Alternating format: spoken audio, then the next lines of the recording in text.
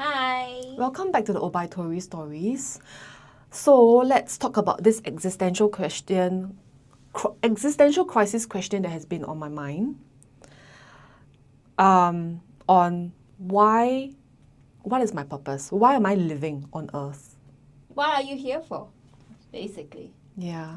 Are you here because your parents gave birth to you, so you're here by default? Or are you here because you are still looking for your purpose? Or perhaps you could be in a stage where you have sort of found some meaning to your life. For example, your cat has given you a purpose in life. Or maybe because you feel like you want to achieve something, a goal. Well, whatever your case is, I think we are here to talk about discovering our purpose and finding a way to help us get to where we are meant to go. So was there a point in time when you felt like you were aimless, directionless? Most definitely. I felt lost at the age of around 20. And I think it was that point, 18, 19, 20, you are still discovering which courses to take in university, which courses to take up in JC or in poly. You're not sure because there's like 20 to 50 different choices out there. And if you're a student listening to this, I can tell you in life, there's so many wonderful things to explore, so many. And I think with now all these fanciful CCAs, like fencing, you have Bowling, golf. golf for kids. Wow, you have much more options. Robotics, coding, I tell you, the options are almost limitless. And don't limit yourself, okay? So whatever your heart feels like, yes, you want to do it, go try it, because you never know what the outcome could be. And I think when I was a child, I was really into teaching, because I would take all these little toys in my room and then I'll put them in one row, and then I'll stand in front of the cupboard, which I pretend was my whiteboard, and I started teaching these little toys. I did the same thing too. I did the same thing. That's why you're teachers. And the funny thing is, okay, something funny that happened was, I did it when my parents were not at home because I wanted to wear my mom's high heels in my bedroom, and then I laid all my toys, and then I actually had like a whiteboard with whiteboard marker, so I actually had a whiteboard, and then I put it on the wall so that it looked like a legit whiteboard, right? But the most important thing was that I really wanted to wear my mom's high heels. Yeah, so I did. So I did. So you go to school in heels after that? I was pretending to be a teacher, but then when I actually became a teacher, high heels was impossible because I cannot imagine walking around on high heels, and I don't like wearing high heels anyway. One whole lesson, it would be so tiring and back-breaking, right? Yeah, okay. I remember I had a primary school teacher. She would wear heels to school until one day she broke her foot. Oh my gosh, that's so painful. And then she twisted her ankle and could not come to class in heels anymore. That was it. So I said, oh, no way am I going to wear heels. I would just teach in flats, and that's comfortable enough.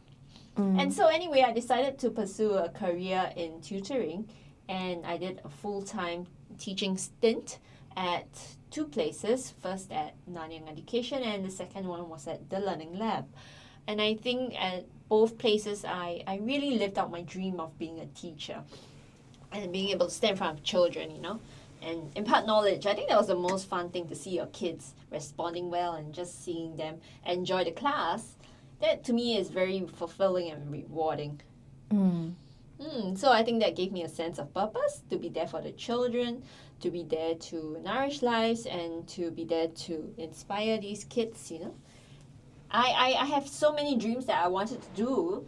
After that, I actually said, maybe one day I want to be a DJ as well and speak in front of people. But I guess, broadcasting is similar to DJing because you get to talk to an invisible audience, but, you don't know when your audience is going to tune in, who your audience will be, but you decide to do it anyway because you find it interesting and stimulating to talk to people. Yeah, so can I just ask as well, has your purpose shifted since that time? I still love teaching. It's still something that I would do on any given day. Given the right frame of mind and energy, I will go in. And I think because I still enjoy just being with innocent children and just sharing with them a joke or two, it's just fun to interact with kids, and I would do it. But if I look at myself as a whole human being with multiple parts to me besides nurturing another child's life, I also want to go on and do more things, you know, in life, because there are greater mountains to climb. You know, there are so many mountains in this world I want to conquer as well. I want to conquer Mount Fuji one day. And I do want to climb maybe Mount Kinabalu. Yeah, Kota Kinabalu in Sabah. I think that's one thing I also want to try. But when I have more courage, I'll do that. And I will definitely want to go see more countries, because my aim is to complete 50 countries by 50. Oh, so that's a life goal you have for yourself before you retire or after you retire? Hopefully before I retire, or maybe when I can do it also at retirement. Hopefully I can retire by 45.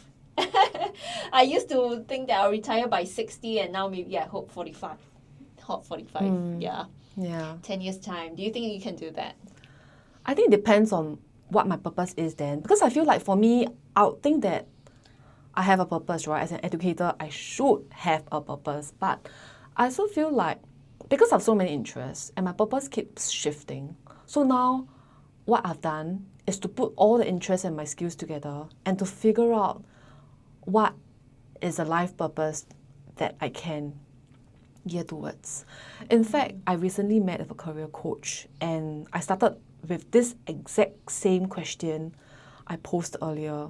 I don't know what I really want. I mean, at this point, I'll think that I'll know what I want to do, right, in life. But I also feel like because life is so unpredictable, there are so many things, so many offerings, so many opportunities that it will be a waste for me to just be fixated on one purpose and to just live that purpose only. Because I feel like, okay, I don't want to brag, but I feel like I'm a multi-hyphenate. Wow. Do you know what's a multi-hyphenate? No idea. I never heard of that. Okay, so there are people, so I learned about this term, multi-hyphenates. They're essentially multi-potentialites. So meaning to say that they have potentials in many, many different areas of interest, and they are continuously wanting to develop themselves in different areas. So like it could be international relations, it could be in teaching, it could be in writing, it could be in podcasting, it could be in video editing. So it's all these things that you have that you like and have potential in, that you want to dabble into all these things. And so that's why I feel like I don't know what my purpose is, because my purpose is probably to live life to the fullest lah. Yes. And be exposed to all the things that are happening, that are coming to me, and to just grab these opportunities and to see how far I can go with this. You know, the abundance in what you do. It's not about how much time you have left or anything, but just making full use of what you have to go out and reach your fullest. And I hope one day I can go out there and conquer all the different mountains that I want to conquer. Yeah, and I think the most important thing to know is that sometimes we have this inner critic that we are very harsh on ourselves. I mean,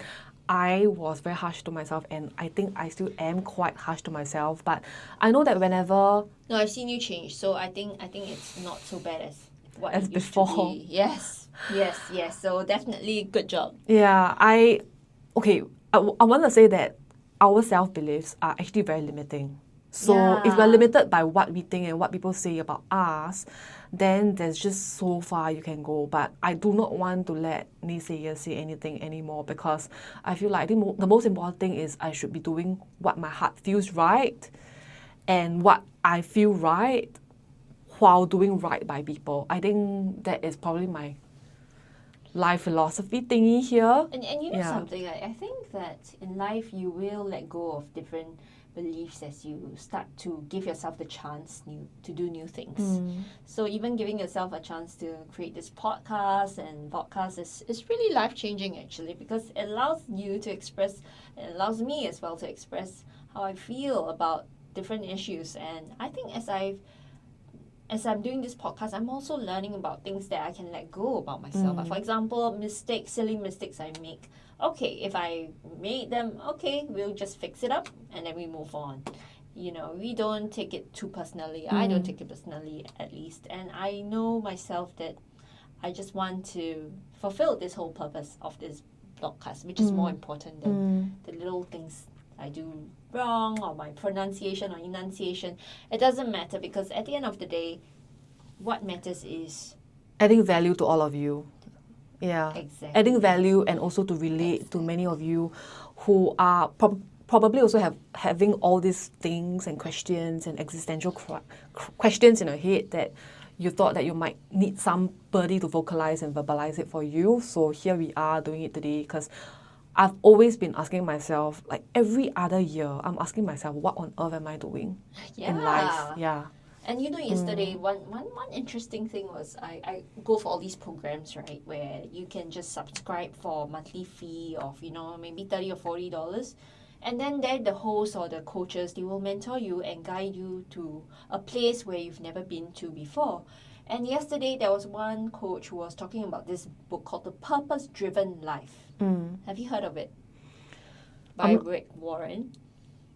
No, I can't. But it sounds familiar, but I've not read it. It has been sold for 50 over million copies worldwide. So it's been translated into 100 over languages, and it's been sold so many copies. I mean, it's been selling since decades ago, from what I recall.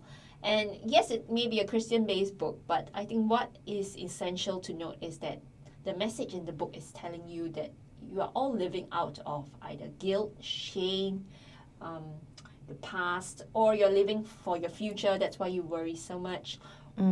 But how many of us really live in the present?